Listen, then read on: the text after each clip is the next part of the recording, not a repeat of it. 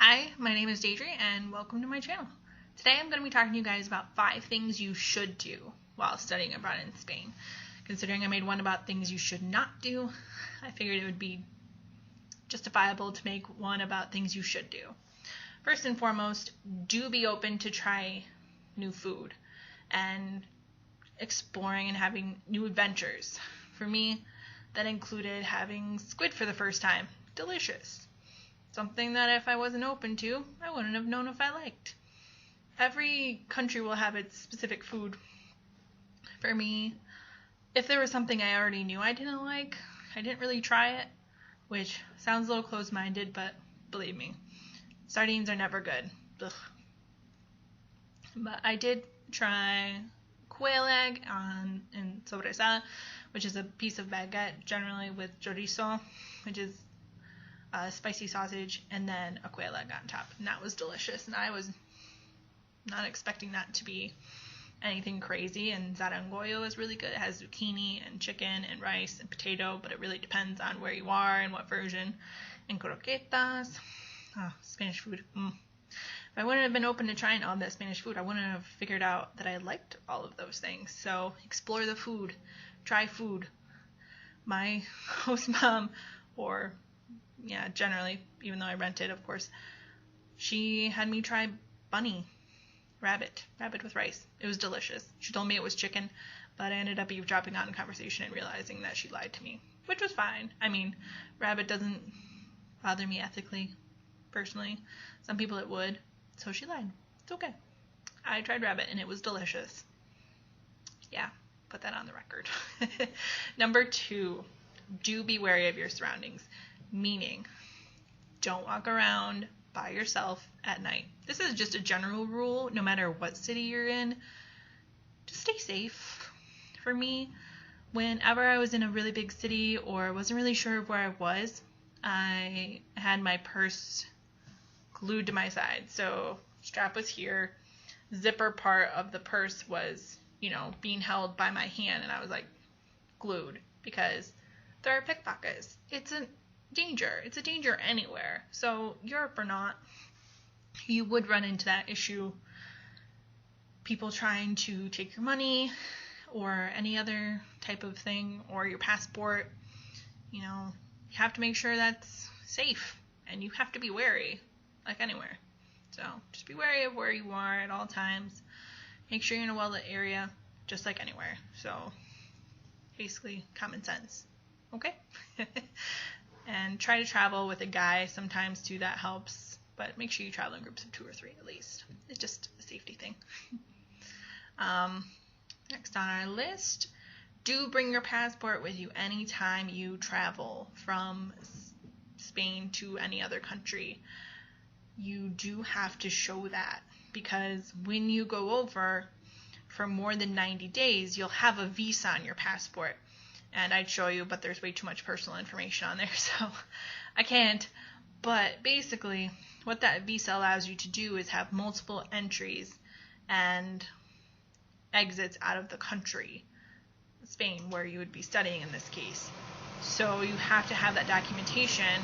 Sometimes you have to have it when you make a reservation, reserve a room, but sometimes they don't require that, and they ask for it up front when you're at the desk.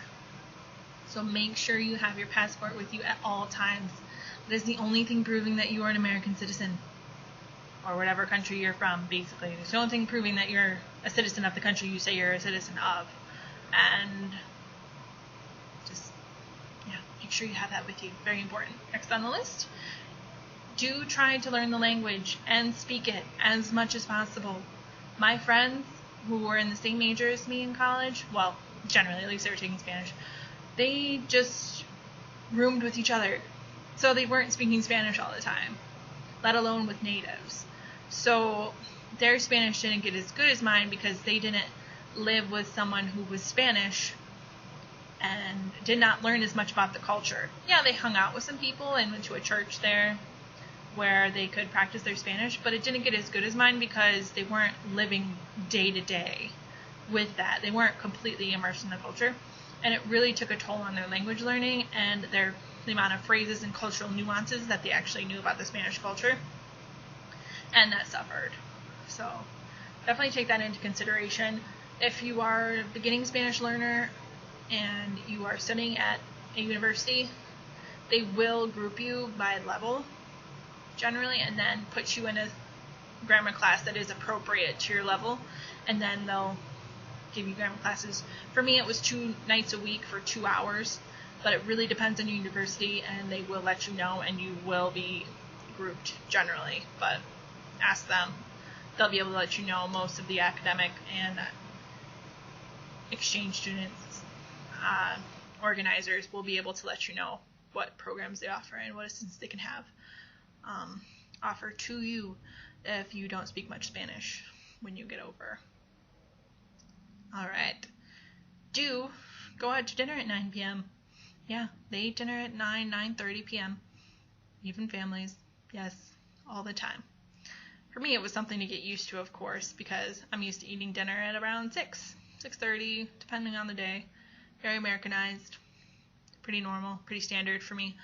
But you have to kind of get used to not only the siestas, which are naps from 2 to 4, because most businesses are closed from 2 to 4 weekdays, and then you have the just more relaxed feel.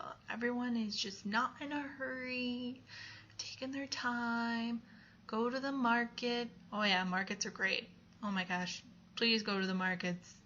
Fresh fruit, fresh meat. There's not really much beef per se. That's pretty expensive, and you'd have to go to a Hard Rock Cafe, something like that, in Barcelona or Madrid in order to get any beef.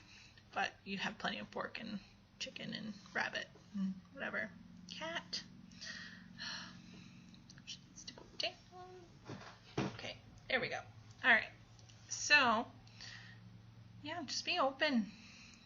Make sure that you really embrace the culture, because you can easily sit down at a restaurant for 2-3 hours and they will never tell you to move. They won't say, "Are you guys ready to go? Want any dessert?" You do not have to tip.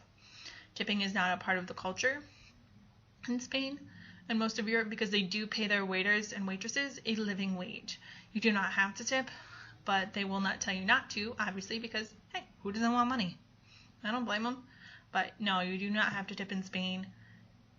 Generally, when you go out to a restaurant, even though it is technically appreciated, they do pay their staff a living wage. Therefore, you do not have to. Although they won't deny it, and I do not blame them. But if you have any other questions, any other comments, write them in the comments below. And if you have any more suggestions on things you should do when you're in Spain, write them, because I'm sure I've missed some. I studied abroad 5 years ago, so I'm sure there's things I've missed, as I said. So if you like this video, please subscribe if you want to see any more videos like this, and if you'd like me to make another one. Thanks.